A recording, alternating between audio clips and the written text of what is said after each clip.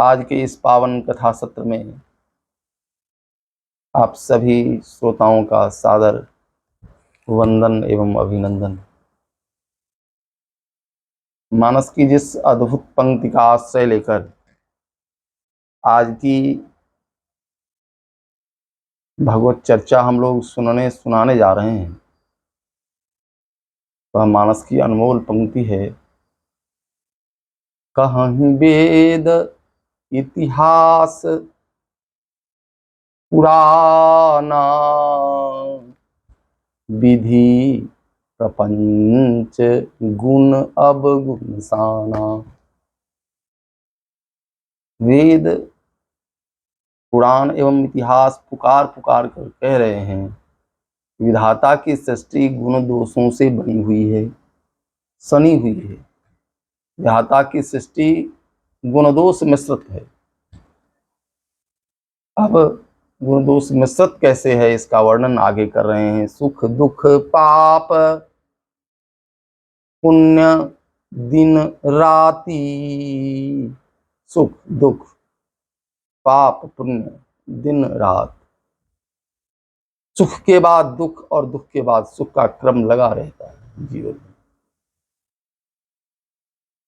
जैसा कि हम लोग श्रवण कर रहे थे, विधाता की सृष्टि में गुण अवगुण से सनी सृष्टि है।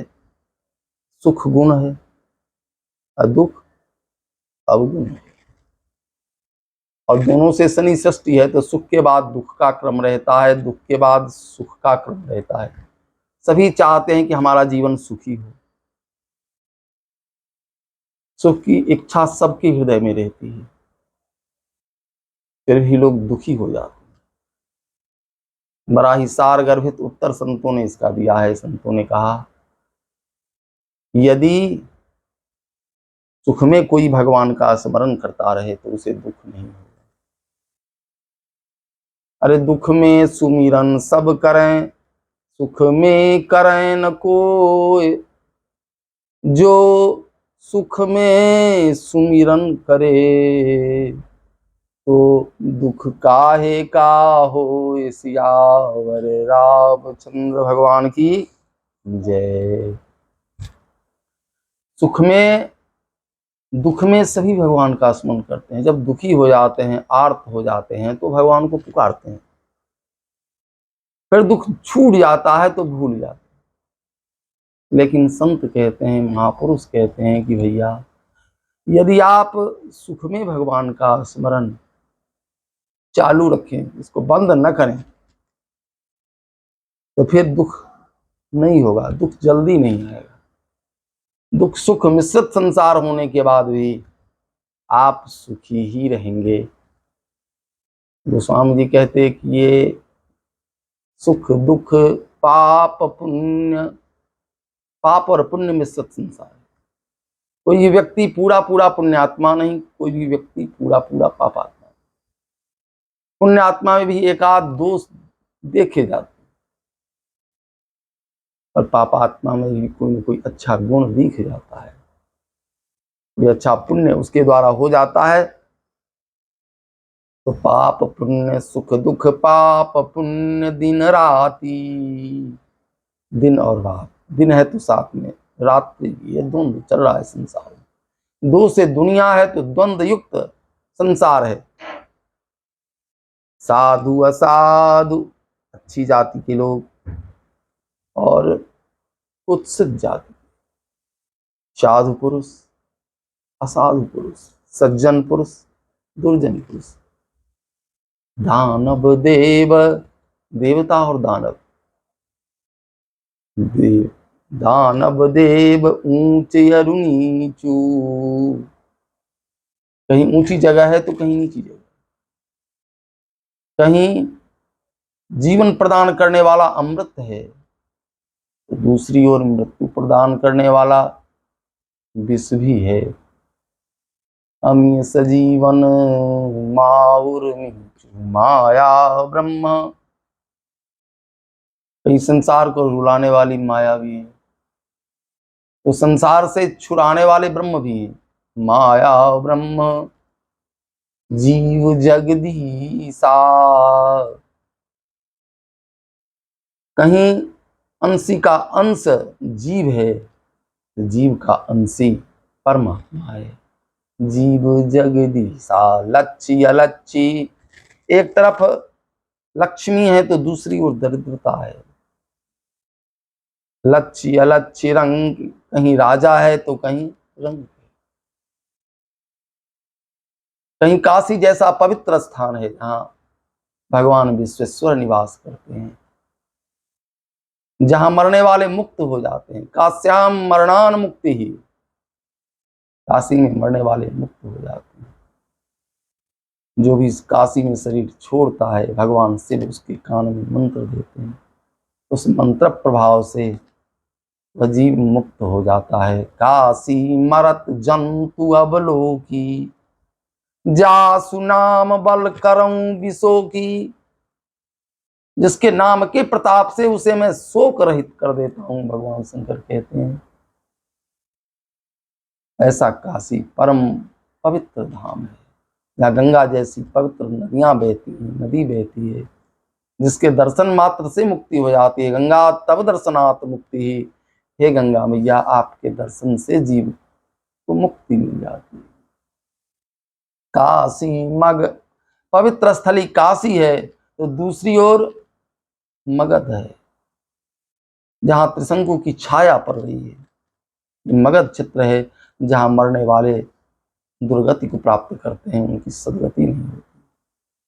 काशी मग सुरसरी क्रमनासा, एक और पवित्र गंगा है जो जीव को पवित्र करने वाली हैं, पावन बनाने वाली हैं, तो दूसरी ओर उसके शुभ कर्मों से उसे च्युत करने वाली, शुभ कर्मों को नष्ट कर देने वाली कर्मनाशा है, जिसके विषय में पुराण कहते हैं कि ये कर्मनाशा जो है सो राजा त्रिशंकु के लार से प्रकट है।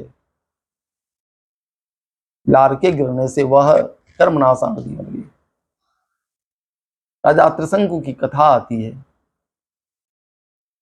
कि राजा के मन में एक बार इच्छा हुई कि यज्ञ किया जाए। यज्ञ की इच्छा से गुरुदेव के चरणों में उपस्थित हुए, गुरुदेव को प्रणाम किया, गुरुदेव से निवेदन किया कि गुरुदेव मैं यज्ञ करना चाहता हूँ। गुरुदेव ने कहा पुत्र मैं यज्ञ करने की इच्छा है, लेकिन यह तो बताओ कि किस कारण से यज्ञ करना चाहते हो, सकाम यज्ञ करोगे या निष्काम यज्ञ करोगे। सकाम यज्ञ उस यज्ञ को कहते हैं जिसमें किसी कामना से यज्ञ किया जाता है, तो तुम किस कामना से यज्ञ करना चाहते हो। त्रिशंकु ने कहा कि मैं चाहता हूं कि मैं 100 शरीर स्वर्ग चला जाऊं, मैं 100 शरीर स्वर्ग में प्रवेश करने के लिए यज्ञ करना चाहता हूं। तो गुरुवर वशिष्ठ ने कहा कि राजन 100 शरीर स्वर्ग में प्रवेश करने का अधिकार जीव को नहीं है और ऐसा विधान नहीं है। आप 100 शरीर स्वर्ग प्रवेश करना चाहते हैं यह अनुचित है, मैं इस यज्ञ को नहीं करा सकता हूं। राजा त्रिशंकु ने देखा कि गुरुजी ने तो मना कर दिया, तो गुरुवर वशिष्ठ के जो पुत्र थे वे लोग योग्य आचार्य थे, तो उनके पास पहुंचे और उनसे कहा कि मैं यज्ञ करना चाहता हूं स्वर्ग की प्राप्ति के लिए। तो पुत्रों ने कहा कि देखो मेरे पिताजी ने मना कर दिया है तो मैं यज्ञ नहीं कराऊंगा। त्रिशंकु जिद करने लगे तो पुत्रों ने श्राप दे दिया, जाओ चांडाल हो जाओ। त्रिशंकु चांडाल हो गए और बहुत दुखी हो। इसके बाद गुरुवर विश्वामित्र के पास आए, गुरुजी को दंडवत प्रणाम किया और निवेदन किया कि गुरुजी मैं यज्ञ करना चाहता हूँ, 100 शरीर स्वर्ग जाना चाहता हूँ, आप मेरे लिए यज्ञ करवाइए। विश्वामित्र ने कहा राजन मैं कराऊंगा यज्ञ। यज्ञ प्रारंभ हुआ। यज्ञ की आहुतियां लेने के लिए देवता नहीं आ रहे थे, लेकिन अपने तपबल से 100 शरीर त्रिशंकु को विश्वामित्र स्वर्ग में भेजने लगे। जब स्वर्ग के द्वार पर त्रिशंकु पहुंचे तो स्वर्ग के राजा इंद्र ने उन्हें धक्का दे दिया। धक्का देने के कारण त्रिशंकु उल्टे गिरने लगे, सिर नीचे और पैर ऊपर, त्राहिमाम त्राहिमाम की आवाज के साथ नीचे गिरने लगे। विश्वामित्र के कानों में आवाज आई। विश्वामित्र क्रोधित हो गए। विश्वामित्र ने रोक दिया त्रिशंकु को ऊपर ही, त्रिशंकु ऊपर ही लटक गए और उनके मुख से लार आदि टपकने लगा। वो जो लार आदि टपका उससे कर्मनाशा नदी बन गई। तो इस तरह एक तरफ गंगा जैसी पवित्र नदी है पावन करने वाली, तो दूसरी तरफ शुभ कर्मों को नाश करने वाली ये नदी है। ये शाहाबाद जिले में है और कैमूर नाम के पर्वत से निकली है कर्मनाशा।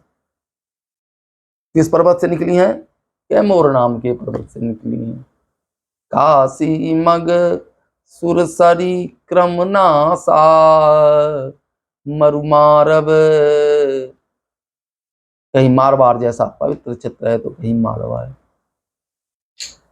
मरुमारब महिदेव गवासा, कहीं पवित्र ब्राह्मण है शिक्षा देने वाले, वेद पाठ करने वाले, वेद का ज्ञान प्रदान करने वाले, तो दूसरी ओर कसाई भी हैं गौवध करने वाले। ऐसे पापी भी संसार में। स्वर्ग नरक, एक तरफ स्वर्ग है पुण्य का फल, पुण्य से प्राप्त होने वाला स्वर्ग है, तो दूसरी ओर पाप से प्राप्त होने वाला नरक भी है। स्वर्ग नरक अनुराग विरागा निगमागम गुण दोष विभागा। शुरू में बताया कि यह गुण दोष से मिश्रित है, सना हुआ है। आगे बताते हैं कि विचार पूर्वक जो है भगवान वेद ने कृपा पूर्वक इनका विभाग किया है, विभाजन किया है गुण दोषों का, जिसका वर्णन आप लोग श्रवण कर रहे थे। जर चेतन गुण दोषमय विश्वकीन करतार, संत हंस गुण गाही पै, परिहरि बारी विकार सीताराम। ये गुण दोष मिश्रित जो संसार है, जैसे दूध और पानी मिश्रित है, तो इस मिश्रित दूध पानी में से दूध को अलग कर देने की ताकत केवल हंस में है। इसी तरह संत गुण अवगुण में से गुण छांट लेते हैं और अवगुण छोड़ देते हैं, और जो संत का आश्रय लेने वाले हैं, जो महापुरुष का आश्रय लेने वाले हैं, वो भी इसी तरह गुण अपने हिस्से में ले लेते हैं और अवगुण छोड़ देते हैं, उनका जीवन धन्य हो जाता है।